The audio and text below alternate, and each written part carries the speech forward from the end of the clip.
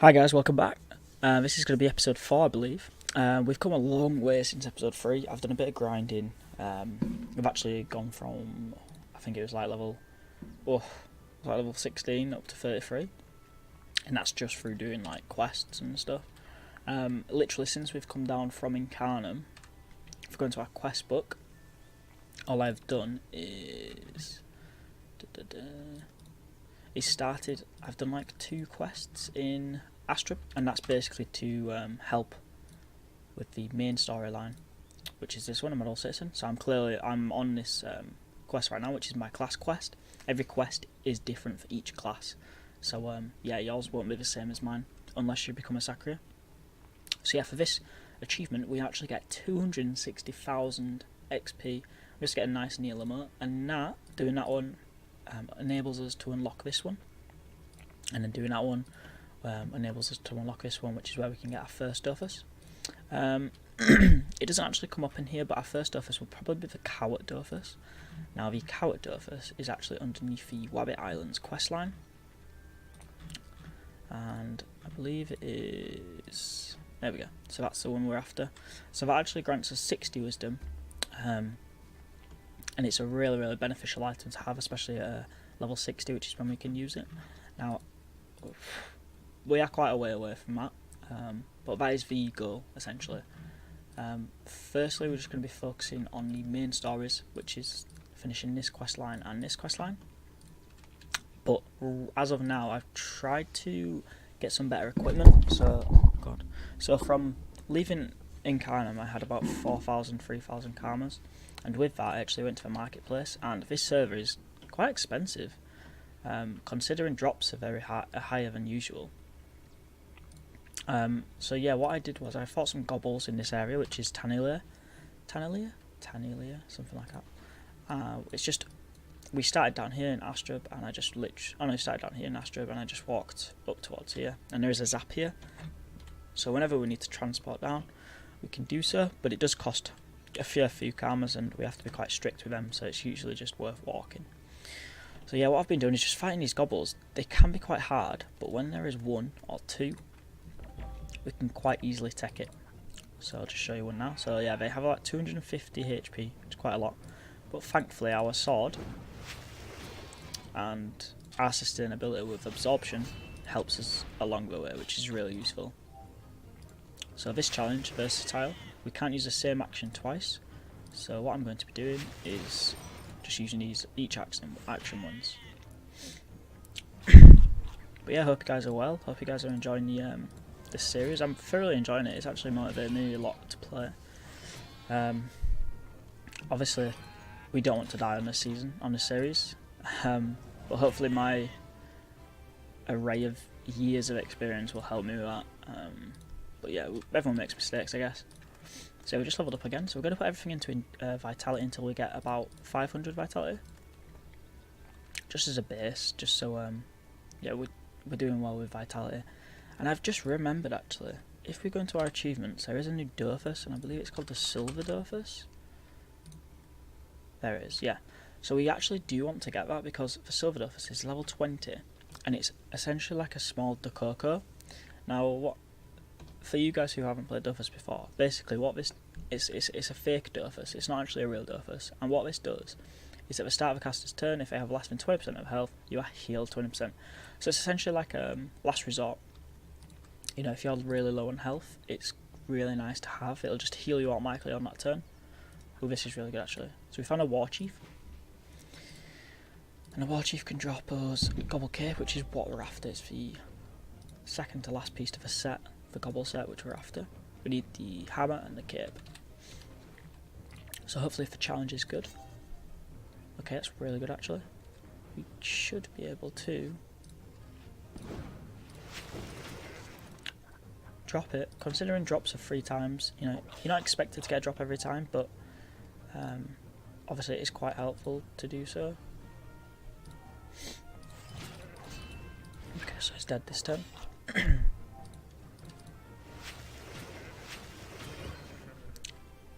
Okay, so we didn't get anything from that, but it's not a problem. That's what the grind is. we also need to fight the white gobblers because they drop gobble hammers, but the percentage to drop stuff is very low. As you can see, I don't think you can't really see it. It says on here it's 0.8, and same with the hammer. Now, obviously, if we do the challenge, we have a higher drop chance. Now, as I was saying at I think it was episode 1, the Enotruffs are usually a chance class, and they actually started off with more prospecting. Now, prospecting isn't something I've touched on, but prospecting basically increases the chance of gaining items at the end of a fight, and for every single 10 chance that you put into your characteristics, you gain 1 prospecting. So you'll find that back in the day, Enotruffs would stack prospecting because they had a base stat of 120, and they would basically go around fighting mobs and collecting other drops. Very, very useful. But now everyone has the same base prospecting, which isn't a bad thing. But it just means it's quite harder to drop a lot of stuff. But then they introduced the challenges, and since then I think it kind of evens out.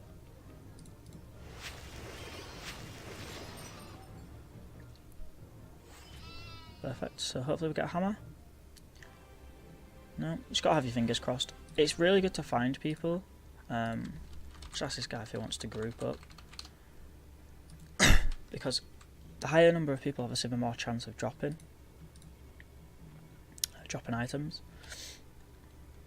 So it is very beneficial to find someone. Now, everyone on here is French, so it's quite hard to actually find an English person. We can actually use the recruitment chat.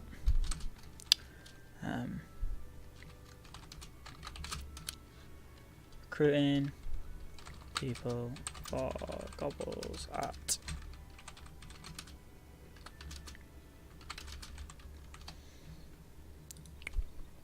so basically what that means is, I'm just looking for some people to help kill some mobs.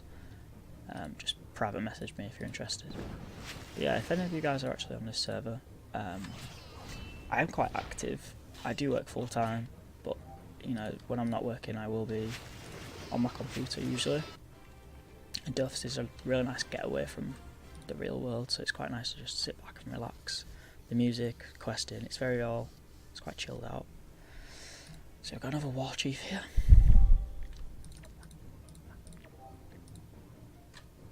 So as you can see, it is quite grindy, it is quite repetitive, but you will have that break where you're getting quite lucky and you actually get a few drops in one.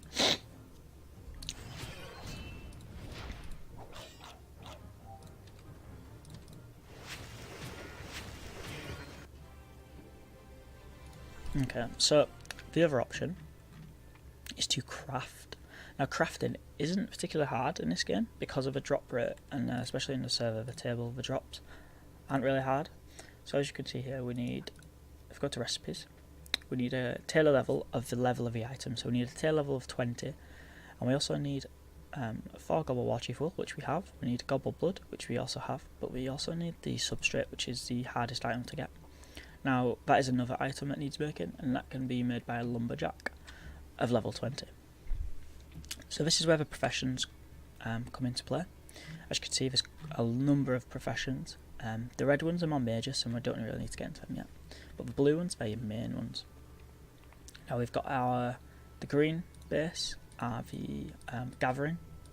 So we've got farmer, alchemist, fisherman, lumberjack, miner, and then we've got our crafting. So each one works hand in hand with each one of them, so it's really useful to get them all leveled up. Now the only problem with it is, it can be quite long. Fortunately, obviously we're on times 3, so everything I say, you've got to take into account that everything is times 3 experience. So leveling up our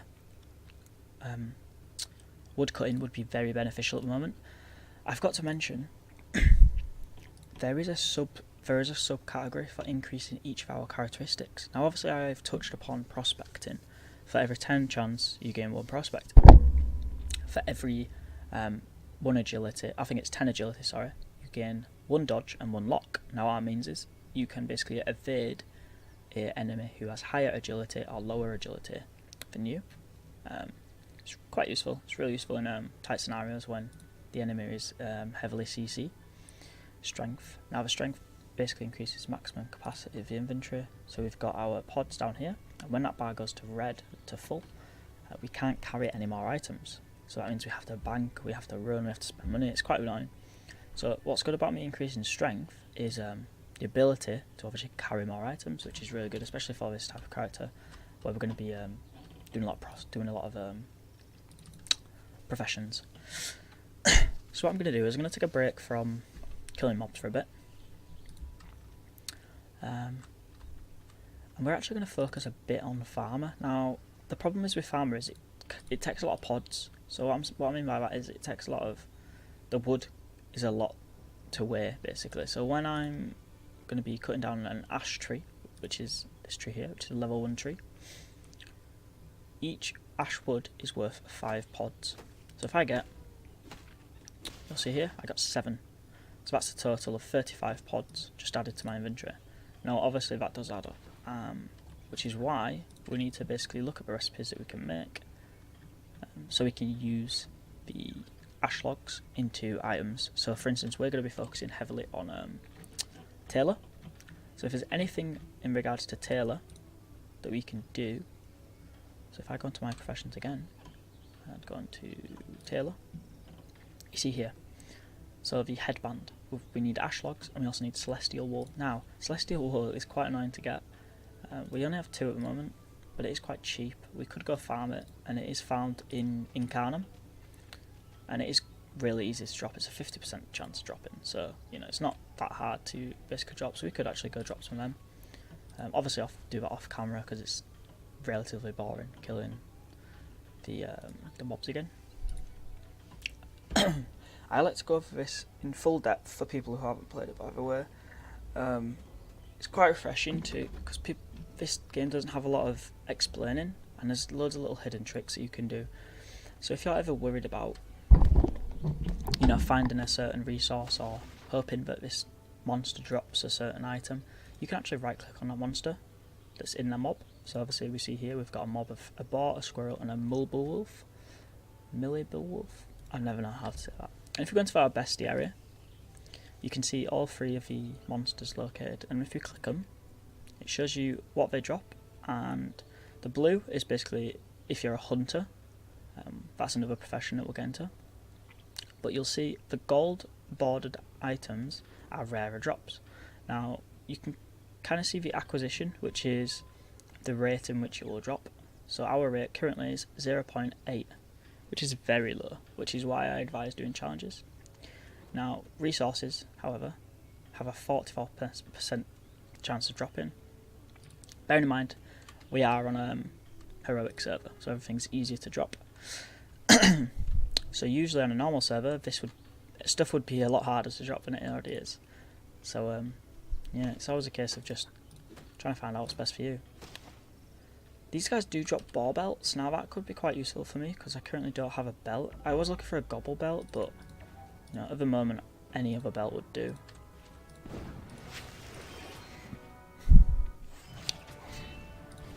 Just gonna lower this down a bit.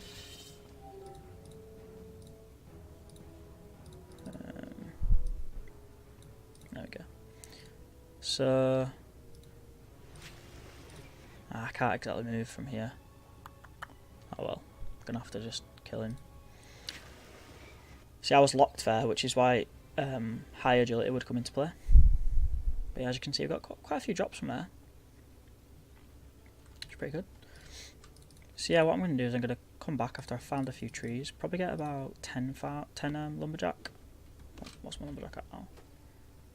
Yeah, so around 7, so it's not too far. But yeah, I'll come right back when I've got 10 lumberjack. Just basically walking around the Astrub forest and you'll see ash trees. After ash trees we'll go to oak and so on. So yeah, see in a bit. Right guys, so there we go. We've got level 10 lumberjack. Obviously it took about 2 seconds for you guys, but for me it took about 5 minutes, something like that. While I was actually doing some lumberjack, I stumbled across a press pick. I thought I'd fight it, and we actually got one of the drops, which is a press pulwick. Now we're not really going to be using this, so we might actually sell it and see what we can get for it. Its average price says it's around 10,000 GP. GP, oh my god. I mean, karmas. Now, that is quite useful for us right now. So hopefully, while I'm away, we might be able to actually sell that and get a decent amount of money. What I'm going to do is just quickly get this zap, because getting every single zap in the game is very important, as it makes you able to travel around a bit faster. Now, I wouldn't spend this amount of karmas to get back, but I'm going to, just because the walk is so far. But yeah, we managed to actually get, how many? 86 ashwood, which is really good. So this is going to be really helpful towards our tailor grind. Obviously, having professions leveled up is going to be something we're going to be needing to do anyways, so it's not really a bad grind to be doing. So I'm just going to be putting this up for sale. Now, if we look at the stats of items, so this is basically the equipment market in Astrub. Now, this has only gone up to level 60 because it's for lower player base. So if we go onto a sale option, we can basically filter what we can and can't sell. Now, we can sell pretty much everything in our inventory because it's all equipment. But as you can see, stuff isn't relatively worth a lot of money, because all the stuff that I have is pretty much what everyone starts off with. But as you can see, the press book is worth quite a lot considering everything else. So what we're going to do is, our press book isn't particularly good. It's on the lower end of the spectrum. So I'm going to just I'm just going to undercut this guy. Just go for a 2998. Be a nice amount of money to add to our collection. And yeah, so that's a quick overview of how the market works. You do pay a bit of tax, which is normal on games like this. You would naturally pay tax to keep the economy going and whatnot. But there is free markets in every single city. So this one is the resource market, where you can sell your resources. Resources can go for a fair few karmas. So if we look at stuff like, I think peewee feathers have gone up in price. Yeah, the pink peewee feathers, for 100 it's 24,000, and they're not actually hard to get, it's just peewees. But yeah, obviously resources are really easy to come by, and the fact that you can sell one of these for 400 karmas is pretty decent. If you look at the best area, you can see small Dofus drop it at a 50% rate. So 1 out of 2 you're going to get 500 karmas. It's really useful. We'll go to the consumable market, which is this one on the minimap, just up at the top left, next to the militia. This is a bank. Banks, really useful in game. I don't think there is a limit. There used to be a limit, but there's not anymore. So this is a consumable market, and what we can sell here is like potions and bags of aubergines and stuff like that. And we actually got 2 quests. One of them was actually just exploring, so we can just accept them quests. So what I'm quickly going to do before we go, I'm going to finish off one of these achievements, which is to kill the peewees. So if we go into monsters, the first one is to kill peewees, but we have to do the challenge. Now, we get a lot of XP for this. They changed it. It used to get every single feather. If we find a group of peewees, which have we've got a green, a red and a purple here, so we'll do that really quickly. The peewees are just found around Astrub. So as you can see, if we go back into our achievements, we need to do blue, yellow and pink. So what I probably press Z on the keyboard and just blue, yellow, pink. So we've got yellow and green in there. We've got a yellow one here on its own, so let's quickly fight that one. Obviously do the challenge, so scanty, so we can't use the same move more than once for the whole game. Probably the best challenge you can get. You get 300% extra of everything. Really useful. So the next one is a blue and a pink. So we've got blue. No. I tried to find mobs with every single colour that I need in. So there's a pink one up here. Okay, so I can't really see it. So if I can't see a monster, you just right click on the screen and go in transparent mode. Basically enables you to see monsters through buildings. So 1 MP. You kind of learn the challenges when you play a bit. You kind of know them off by heart. And then the last one is a blue one. So there's a blue one in this one, so we'll just do these. So this one's versatile. It's not a hard challenge. Not one I particularly enjoy. But yeah, these Peewees don't hit hard. Unless you have a lot of health.